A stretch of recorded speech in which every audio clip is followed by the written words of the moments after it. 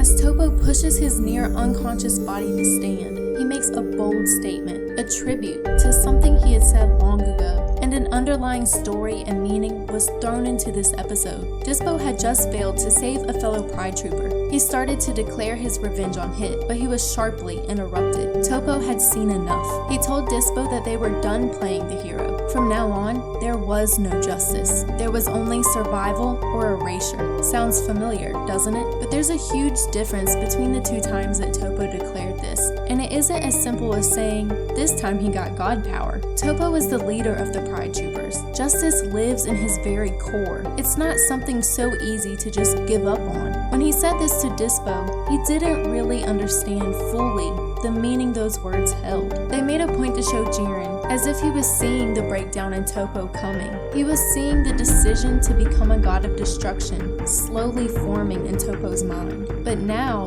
things have changed. Jiren looks across the stage. The decision he had seen forming was finally a complete thought. This was a great reaction. Jiren is always emotionless. But these moments of him digging deeper into Toppo's thoughts proved to me that he actually means something to Jiren. And this is a side we never get to see of him. This changed my outlook of Jiren. There's more to what he's fighting for than just the Super Dragon Balls, but his statement meant more than just that. Notice he said it was Toppo's decision that had led to this change of energy. It instantly made sense that this is what's required to become a god of destruction. We've been waiting to see some passage of rights from Belmod given to Toppo, but Jiren's words made it clear to me that the true change comes when a candidate internally accepts their duties. Belmod and Universe 11 Supreme Kai mentioned that from this point on, it's a real fight for survival. The full weight of Toppo's declaration to leave justice behind was finally understood, and so the power of a god started to envelop him. 4 markings appeared glowing on his chest. What exactly was this though? None of the gods of destruction wear a shirt, so this should be something easily visible, yet none of them have markings like this. Was this the ritual of becoming a god of destruction? This is something we'll be discussing in the AniFam's Discord server. It's gonna be crazy active in there, so join in with the link in the pinned comment. However, Frieza does not find this look impressive. At first thought, his fearless reaction told me to expect something more from him. Did he really have something to counter it? But when Android 17 jumps behind Toppo, those hopes were set aside, as he simply says that he hopes this is nothing more than a new angry look. Clearly, this was classic Frieza, the flaw that continuously pushes him down. He tests this new angry look out and finds that he was completely wrong. And that's when Toppo's biggest anime secret was revealed. The manga had said this all the way back during the Zen exhibition match. This being such an important detail, I was sure they wouldn't leave it out of the anime. And sure enough, as Beerus stands in disbelief of the destruction surrounding Toppo, Belmod and his Supreme Kai leak the news. Toppo is the candidate for Universe 11's God of Destruction. Belmod takes it one step further to answer a question that was laying heavy on my mind. Was this the full power of a God of Destruction, or the power he had known already and just now decided to release it? By making up his mind, Toppo was now no different from an actual God of Destruction. Yet Frieza still laughs at this fact, blinded by his flaw. He was flat out being cocky, as was proven when Toppo built the ball of destruction energy. Frieza stands unworried. He's seen this power before. He had once been trapped inside, but he quickly shrunk it into a manageable size. This would be no problem. But as the energy increases more and more, the truth got even clearer, a truth that Frieza still refused to see. He takes the energy with one hand. It doesn't last long before he's been sucked inside, still wondering how this was even possible. But what happened to him after that? They continue on with the fight, never showing the energy Frieza is trapped inside. Toppo never took the time to push the ball of energy off the stage, and with it being a literal ball of destruction, shouldn't Toppo have expected it to be too much to handle, to actually destroy Frieza instead of just eliminating him? Let me know what you think about Toppo leaving him in there. Was he really risking disqualification due to ending someone's life?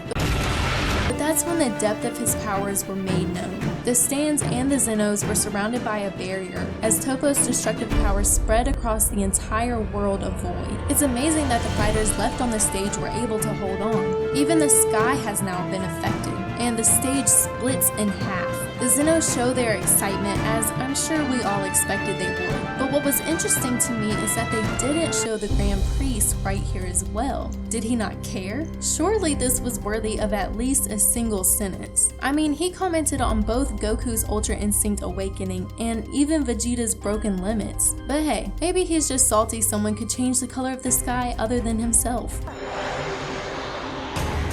Jiren stands on a floating rock, looking down at his changed friend. My mind wanders, trying to figure out what he could be thinking. The manga pointed out that Jiren was first offered this role, but he declined because it went against his morals.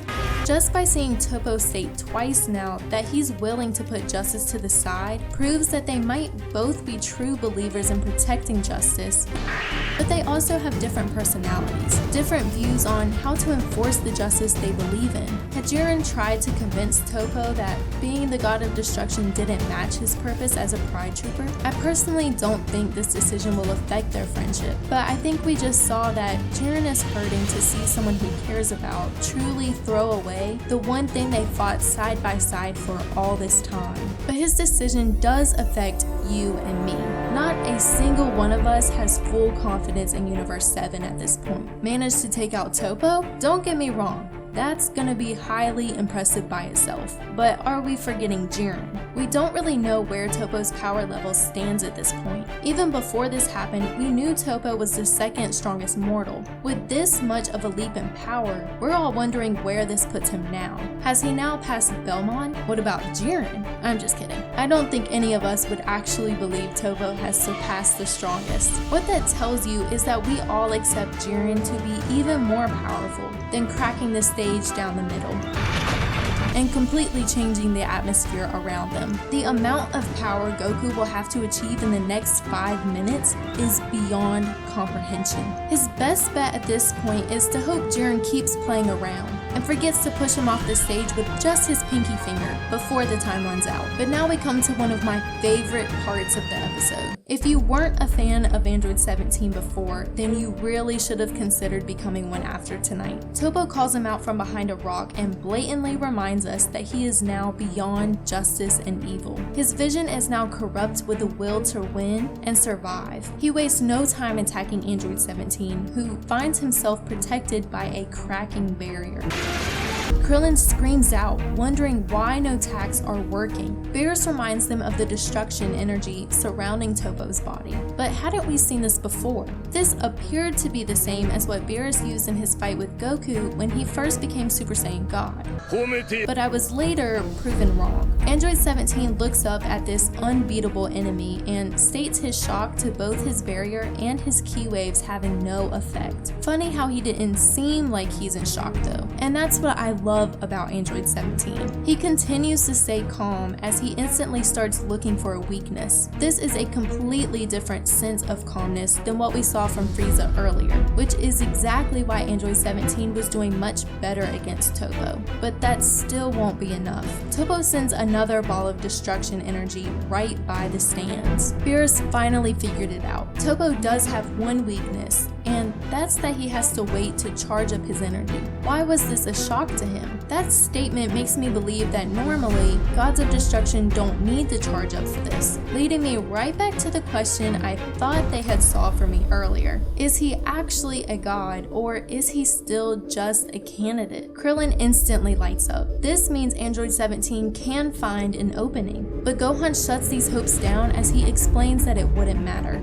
The destructive energy Toppo has surrounded himself in would leave anyone who attacks him the same as the rubble left behind after being hit by that ball of energy. This cleared a couple things up for us. First, it's over. Toppo is a pure, unbeatable beast. Second, this energy is not what we saw surrounding Beerus in his fight with Goku. Remember, he had been hit by Goku while his aura was leaking out. If what Gohan is saying is true, then Goku never would have been able to make contact with Beerus. His hand would have just disappeared. Just when it seems Android 17 is running out of options, Frieza steps back in. Now in his final form, we see the proof of just how much more powerful Toppo's energy of destruction is, compared to what Frieza had been trapped in before. It took so much energy to escape that he is no longer able to use his golden form. This is where the difference between Frieza and Android 17 gets beyond obvious. Frieza absolutely refuses to believe that someone is stronger than him. He still persists to attack Toppo in a lesser form than earlier, and actually expects to